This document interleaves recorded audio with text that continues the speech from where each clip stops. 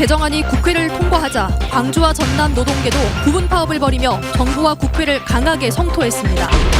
고용주들은 입장이 갈렸습니다. 중소기업들은 인건비 부담이 줄게 됐다며 환영했고 소상인들은 아무런 도움이 되지 않는다고 반발했습니다.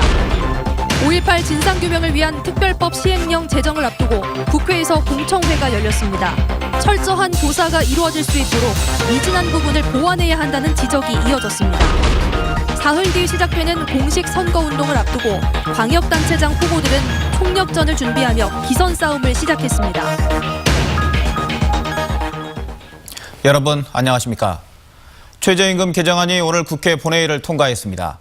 이에 대해 지역노동계 역시 저임금 노동자들을 고려하지 않은 계약이라며 강하게 반발했습니다. 양대 노총은 최저임금위원회 불참을 선언했고 대정부 투쟁도 예고했습니다. 보도에 송정근 기자입니다. 더불어민주당과 자유한국당이 적힌 나무판이 불길에 사로잡힙니다. 민주노총 조합원들이 최저임금법 개정안에 동의한 정당의 상징물을 화양시키고 있습니다. 민주노총 조합원 천여 명은 2시간 파업을 진행하며 최저임금 산입 범위를 확대한 국회를 규탄했습니다.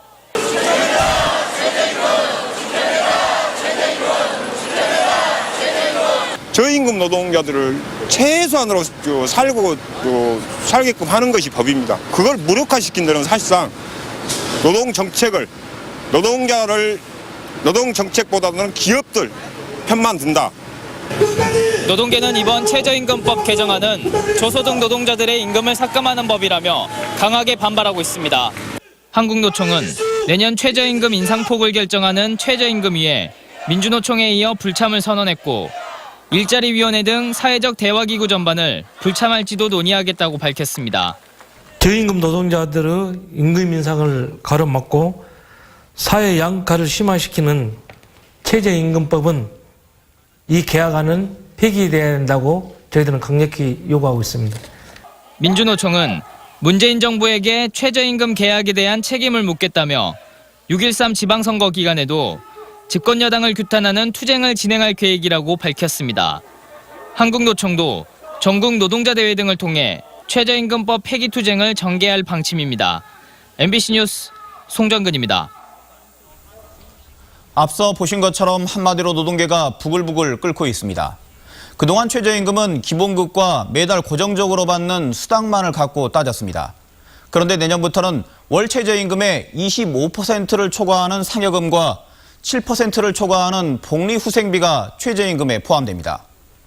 쉬운 예를 들어 올해 월 기본급 150만 원을 받는 근로자가 있다면 최저임금 157만 원에 미치지 못해 법을 어긴 겁니다. 그런데 만약 이 근로자가 상여금으로 월 50만 원을 받고 있다면 이중 최저임금의 25%를 초과하는 10만 원이 최저임금에 더해져 160만 원이 됩니다. 같은 돈을 주고도 새 기준을 적용하면 사업주는 최저임금을 준수하게 되는 겁니다. 이런 식으로 계산하면 내년에 최저임금이 얼마간 오르더라도 상여금과 복리후생비 일부가 더해진 액수이기 때문에 근로자가 받는 실질임금은 올해보다 떨어질 수 있습니다. 최저임금 만원 시대가 오더라도 근로자가 체감하는 실제임금은 만원에 미치지 못할 수도 있다는 얘기입니다. 그렇다고 이번 개정안이 경영계 전반에서 환영받는 것도 아닙니다. 중소기업들은 대체로 반기는 분위기지만 영세 자영업자들은 그렇지가 않습니다. 왜 그런지 박수인 기자가 취재했습니다. 중소업계는 대체로 환영하는 분위기입니다. 급격한 최저임금 인상에 따른 인건비 부담으로부터 한숨 돌릴 수 있게 됐기 때문입니다. 납품 단가는 제자리인데 최저임금은 가파르게 올라 경영 압박이 심했다며 고용 비용이 합리적으로 개선돼 다행이라고 말합니다. 굉장히 최저임금이 높게 올랐는데 이런 부분은 많이 기업인 입장에서 완화될 걸로 생각합니다. 또 오는 2024년까지 단계적으로 상여금과 복리후생비가 모두 최저임금에 포함되면서 사업주 부담이 점차 줄어드는 것도 고무적입니다. 반면 편의점이나 음식점 등 소규모 자영업 중심의 소상공인 업계는 반발하고 있습니다. 이번 개정안 대상에서 연소득 2,400만 원 이하의 저소득 근로자가 빠져 내년에도 최저임금 인상폭을 그대로 견뎌야 할 상황이기 때문입니다. 일자리 창출은 둘째치고 생존 자체가 위협받을 수 있다고 걱정합니다. 정부에서는 계속 일자리 창출을 이루겠다고 하는데 자영업자가 장사가 안 되면 최저임금을 주지 못할 정도가 아니라 계속 폐업이 속출할 수밖에 없다. 내년도 최저임금은 다음 달 28일까지 결정해야 합니다. 하지만 노동계는 물론 고용주들도 역시 온도차를 보이면서 내년도 최저임금 결정에 상당한 진통이 예상됩니다. MBC 뉴스 박수인입니다.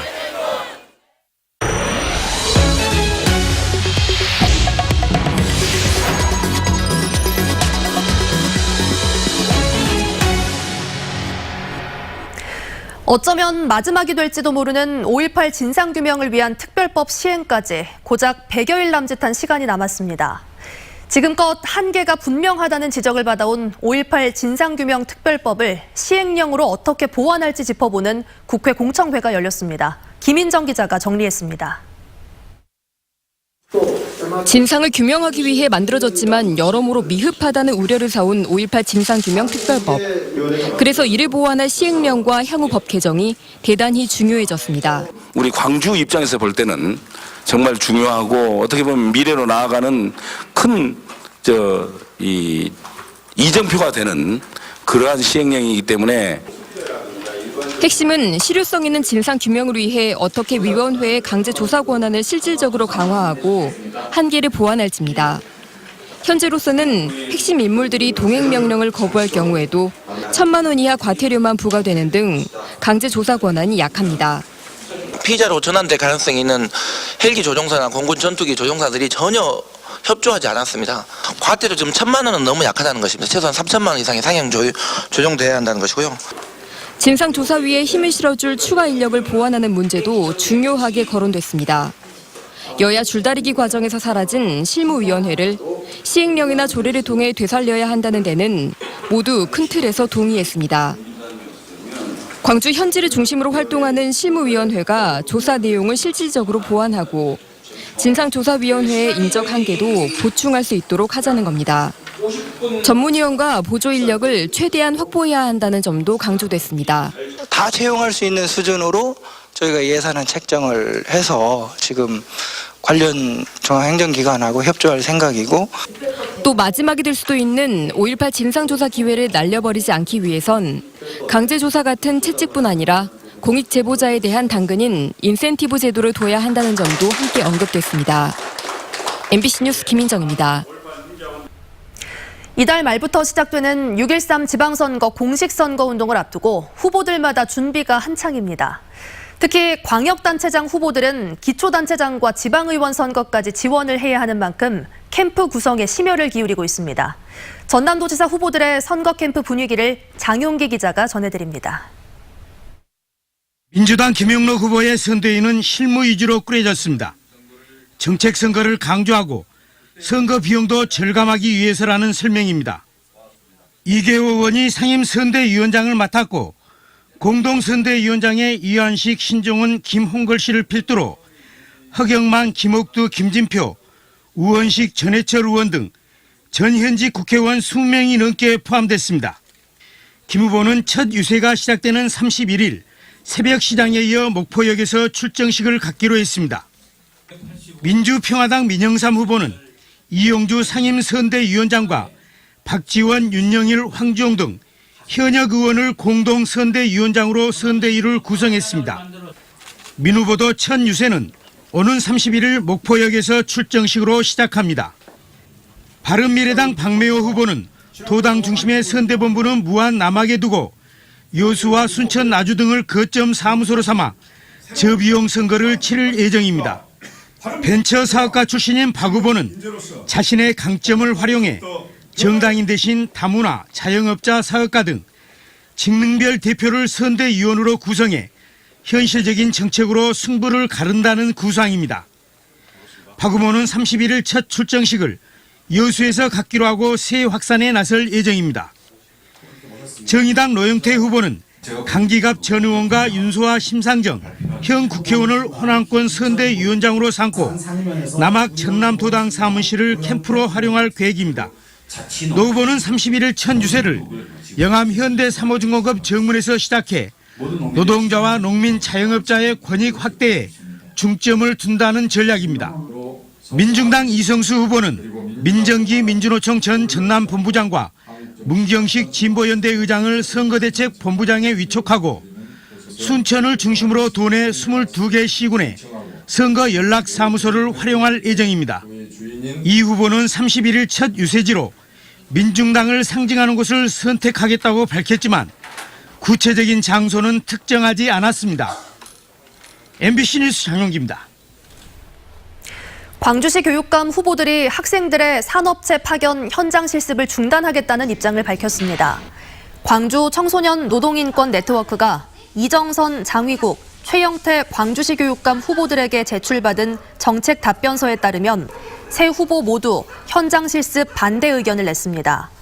또 취업률 공표와 취업률 중심 학교 평가에 대해서도 세 후보 모두 폐지하겠다는 의사를 밝혔다고 단체는 전했습니다. 검찰이 광주 집단폭행 가해자들에 대해 살인미수가 아닌 특수 중상해 혐의를 적용해 재판에 넘겼습니다. 광주지방검찰청 강력부는 택시 탑승으로 시비가 붙어 4명을 집단폭행한 가해자 31살 박모 씨 등 5명에 대해 특수 중상해와 특수상해, 특수폭행 혐의로 구속기소했다고 밝혔습니다. 검찰은 피해자의 실명은 구타로 인한 것이지만 이는 영구장애를 유발할 수도 있지만 생명을 빼앗아갈 정도는 아니었고 가해자들이 우발적인 상황에서 폭행한 만큼 살인미수 혐의를 적용하기 어렵다고 봤습니다.